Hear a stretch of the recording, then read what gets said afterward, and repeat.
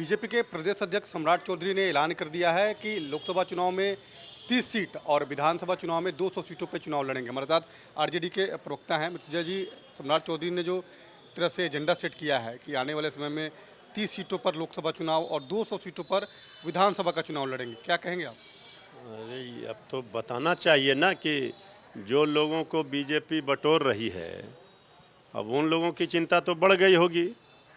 सारे लोग जो ये बीजेपी की एक ओर कह रही है, सबको प्रलोभन दे रही है, तो अब बीजेपी ने तो स्पष्ट कर दिया कि 30 सीट पर चुनाव आते आते फिर बीजेपी का देखिए फिर स्टैंड बदल जाएगा। अब बीजेपी चुनाव लड़के ही क्या करेगी? वो 30 सीट पर लड़े, 40 सीट पर लड़े, 10 सीट पर, और रिजल्ट जीरो है। तो इसलिए वो जितना सीट पर लड़ें उससे कोई फ़र्क नहीं पड़ता है। लेकिन ये तो अब हो गया, जो लोग एनडीए का सहयोगी बनने की चाहत रख रहे थे उनको तो झटका है। अब बस श्री चिराग पासवान जी, उपेंद्र कुशवाहा जी, कई लोग हैं।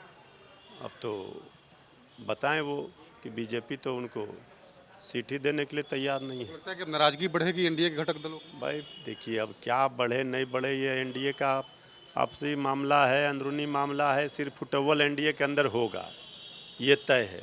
और सारे एनडीए में जो लोग जिस एनडीए नाव की सवारी कर रहे हैं, सारे लोग जो है वो महागठबंधन के साथ आएंगे। सम्राट चौधरी कह रहे हैं कि जो अति पिछड़ों का सम्मान हमने दिया है, लालू जी अति पिछड़ा का नाम भी लेना नहीं चाहते हैं।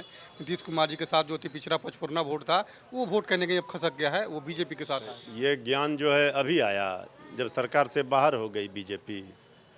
भाई यही आदरणीय नीतीश कुमार जी के साथ न सरकार में थे तो क्या किए? सरकार में रह के याद नहीं आ रहा था अति पिछड़ों की? सबको पता है कि आदरणीय लालू प्रसाद जी, श्री नीतीश कुमार जी, श्री तेजस्वी यादव जी ने ही हमारे अति पिछड़े भाइयों का सम्मान किया है, उनका वाजिब हक उनको दिया है। ये भाजपा तो इनके विरोधी रहे हैं, तो ये भला कब से जो है ये हितैषी बनने का जो ये नाटक कर रहे हैं, तो उससे कोई फ़ायदा होने वाला है?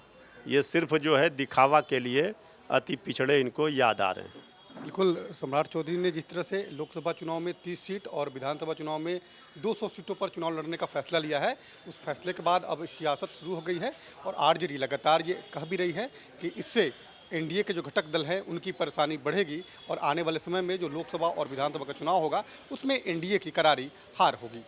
कैमरामैन फिरोज के साथ उनीश कुमार, कशिश न्यूज़, पटना।